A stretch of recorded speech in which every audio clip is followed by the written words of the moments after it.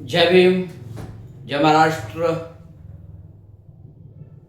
India unlimited in digital news चॅनलमध्ये सगळ्यांचं स्वागत आहे. सगळ्यांना महत्त्वाची खबर आहे की ठाणे महानगरपालिका निवडणूक महाराष्ट्रातील स्वायत्त संस्थांचा दुसरा पार्ट, जो महत्त्वाचा पार्ट आहे,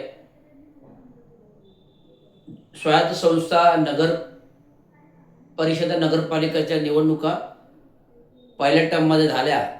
त्याचा निर्णय, त्याचे रिझल्टही आले आणि त्याचे कल कोणाच्या बाजूने आले हे आपल्या सर्वांना सर्वश्रुत आहे. जो लोकसभा निवडणुकीपासून गेली 11 वर्ष देशावरती केंद्रामध्ये BJP RCC सत्ता आणि राज्यामध्ये सुद्धा BJPची सत्ता होती. नंतर सेकंड टर्ममध्ये पुन्हा BJP RCC सत्ता, राज्यामध्ये पण BJPची सत्ता RCC, पण त्या काही सरकार घडवू शकले नाही. तर महाविकास आघाडी प्रस्थापित झाली आणि त्या अनुषंगी उद्धव बाळासाहेब ठाकरे शिवसेना महाविकास आघाडीमध्ये मुख्यमंत्री झाले. नंतर 2.5 वर्षांनी पुन्हा उद्धव बाळासाहेब ठाकरेंनी राजीनामा दिला. जी गद्दारी करून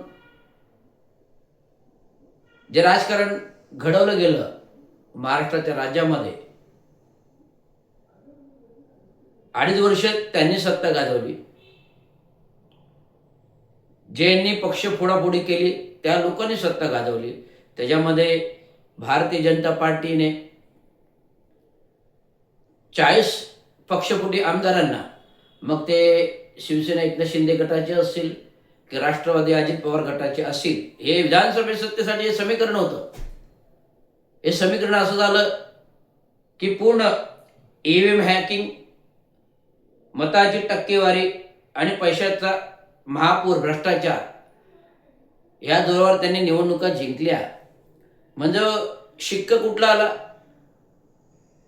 राहुल गांधी, काँग्रेसचे राहुल गांधी जे आता केंद्रामध्ये विरोधी पक्षनेता आहेत, तर या विरोधी पक्ष बनण्याचं कारण म्हणजे त्यांचा जो झंझावत होता दौरा, जो सेकंड टर्ममध्ये 350 खासदार आले BJP RCCचे, फर्स्ट टर्ममध्ये 250च्या आसपास आले आणि घटक पक्षांना बनवून सरकार बनवली आणि 2019 मध्ये एक हाती सत्ता 350 आली आणि पुन्हा 2024 मध्ये राहुल गांधीच्या झंझावाताने सरकार गळगळलं. 240 वर त्यांना समित व्हायला, त्यामुळे पुन्हा घटक पक्षाबरोबर त्यांना सरकार स्थापन करावं लागलं. पण राज्याची अवस्था काय, तर दुर्धर होती, पक्ष फोडाफोडी होती महाराष्ट्रामध्ये. आणि त्याचं सावट काय होतं? EVM हॅकिंग होतं, मताची टक्केवारी होती आणि पैशाचा महापूर, भ्रष्टाचाराने हे निवडणुका जिंकल्या. जनतेचा महाआक्रोश होता सरकारच्या विरोधात. तरी देखील सरकार मतामध्ये बहुमताने आलं. हे कसं काय आलं? हे आम्ही जनतेने ओळखायला पाहिजे की कशा प्रकारे EVM हॅकिंगने मतांची चोरी होते, दुबार मतदान होतं, मतदारांच्या याद्यामध्ये फेरफार होतो. हे सर्व आम्ही श्रुत आलेले आहे. मी माझं सांगतो ना, मी मतदार असताना माझ्या प्रभागामध्ये वर्तकनगर प्रभाग क्रमांक 2014 मधील मागच्या निवडणुका, विधानसभा निवडणुकीमध्ये नावच गायब, मिसेसचं नाव गायब. माझ्या मिसेसचं नाव जो रुनवल प्लाझामध्ये होता, रुनवल प्लाझामध्ये त्या मतदार यादीमध्ये विधानसभेला नावच नाहीये. मी पुन्हा नव्याने चढून घेतलं. तर अशा प्रकारचं हे मतांचं राजकारण आहे, गुळाबेरीज आहे, मतदार याद्यांच्या मतातली हेराफेरी आहे. मतदान चेंज करणं, मतदार असून त्याला मृत घोषित करणं, नावं वगळणं, असा प्रकार झाला. अनेक विरोधी पक्षांनी मताच्या चोरीबाबत आवाज उठवला, परंतु केंद्रामध्ये बसलेल्या सत्ताधाऱ्यांनी हे सगळे आयोग, निवडणूक आयोग, IT इन्स्पेक्टर, IT विभाग, पोलीस, सगळं क्षेत्र, स्वायत्त संस्था हातामध्ये ठेवल्यात. इव्हन तो न्यायव्यवस्था सुद्धा हातामध्ये ठेवलेली आहे. त्यामुळे कुठल्या प्रकारचा न्याय मिळत नाहीये.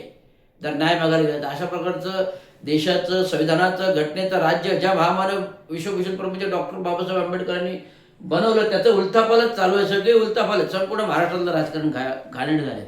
आता स्वायत्त संस्थांच्या निवडणुकीमधील पहिल्या टप्प्याच्या नगर परिषदा नगरपालिकेच्या निवडणुकीमध्ये चित्र पण हेच आहे. हे सत्ताधारी जे पक्ष पुढे यांनाच मिळालेले आहेत नगराध्यक्षपद. मग सर्वसामान्यांना कुठे काय मिळालेलं आहे?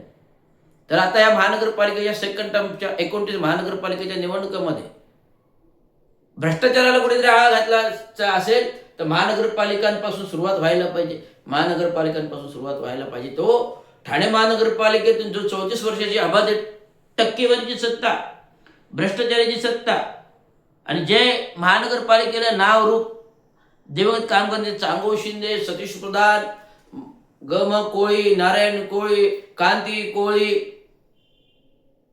शांताराम घोलप, पांडू शेठ, रामचंद्र ठाकूर, मनोज शिंदे,